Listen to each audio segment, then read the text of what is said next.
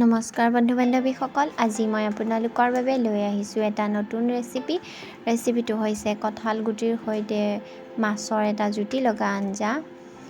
আপোনালোকে হয়তো কিছুমানে খাইছে আৰু যিসকলে খোৱা নাই তেওঁলোকে বনাই খাবচোন, বৰ ভাল লাগে। ভিডিঅ'টো আৰম্ভ কৰিছোঁ। এয়া মই মাছখিনি ফ্ৰাই কৰি লৈছোঁ। প্ৰথমতে আপোনালোকে মাছৰ সলনি কণী দিও বনাই খাব পাৰে কঁঠাল গুটিৰ আঞ্জা। কণী দি বনাই খালে আপোনালোকে মছলা ব্যৱহাৰ নকৰিব, বিলাহী দিব, তেতিয়া বেছি ভাল লাগে খাই। আৰু তাত মান ধনিয়া দি দিব, ভাল লাগিব। এতিয়া মই কেৰাহীটো পাতি লৈ ইয়াত মই কঁঠাল গুটি আৰু আলু দিছোঁ। আলুটো মই মিডিয়াম চাইজৰ দিছোঁ, আপোনালোকে আলু নিদিলেও বনাই খাব পাৰে। মই বাৰু দিছোঁ, অকণমান বেছিকৈ বনাম, সেইকাৰণে। কঁঠাল গুটিখিনি বৰ ভাল, সেইকাৰণে ধুনীয়াকৈ সিজিও গৈছে। এয়া চাওক, এতিয়া সিজি গ'ল। মই এটা বাতিত নমাই লৈছোঁ পানীৰ পৰা। পানীখিনিৰ ৰংটো ৰঙা হৈ গ'ল, কাৰণ মই কঁঠাল গুটিৰ ৰঙা বাকলিবোৰ গুচাই লোৱা নাছিলোঁ, পাছত গুচাম বুলি তেনেকৈয়ে দি দিলোঁ।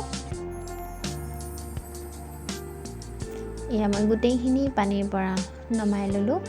এতিয়া মই ইয়াত অকণমান ঠাণ্ডা পানী দিছোঁ বাতিটোত, তথাপি গৰম হৈ আছে, সেইকাৰণে মই হাতাৰে উঠাইছোঁ।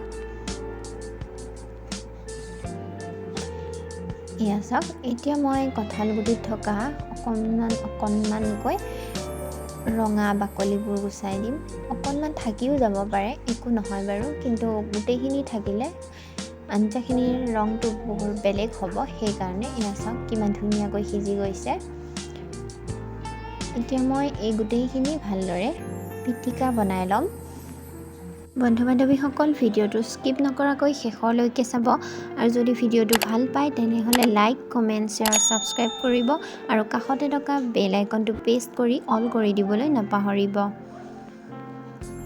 এয়া মই লৈছোঁ এখন প্লেটত হালধিৰ গুড়ি, গৰম মছলা, মিট মছলা, জলকীয়া পাউডাৰ, জালুকৰ গুড়ি, জিৰা, চিকেন মছলা, নিমখ। এতিয়া মই পিটিকি লোৱা আলু আৰু কঁঠাল গুটিখিনিত মই মছলাখিনি দি দিম। এতিয়া মই এইখিনি ভালদৰে মিলাই ল'ম। হাতেৰে মিলাব লগা হৈছে, কাৰণ হাতাৰে অসুবিধা হয়, সেইকাৰণে। এয়া মোৰ মিলাই লোৱা হৈ গ'ল। এতিয়া মই এটা বাতিত পানী অকণমান দি পেলাই ৰাখি ল'লোঁ। প্লেটত লৈছোঁ পিঁয়াজ আৰু মিঠা পাত। কেৰাহীটো গৰম হৈয়ে আছে, মই তাত দি লৈছোঁ তেল। পিঁয়াজ আৰু মিঠা পাতখিনি মই তেলত দি দিলোঁ। এইখিনি অকণমান ৰঙচুৱা হোৱালৈ ভাজি থাকিম।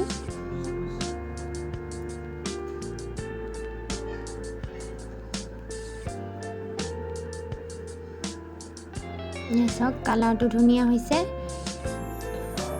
এতিয়া মই ইয়াতে অকণমান হালধিৰ গুড়ি দি লৈছোঁ।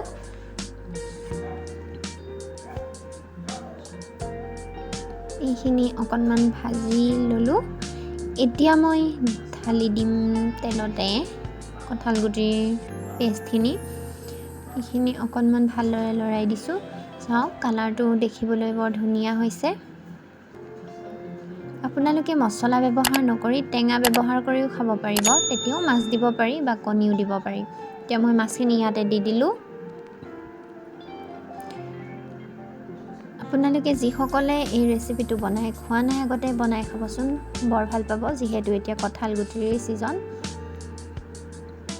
এয়া মোৰ হৈ গ'ল আঞ্জাখিনি। এয়া চাওক, মোৰ আঞ্জা ৰেডি হৈ গ'ল।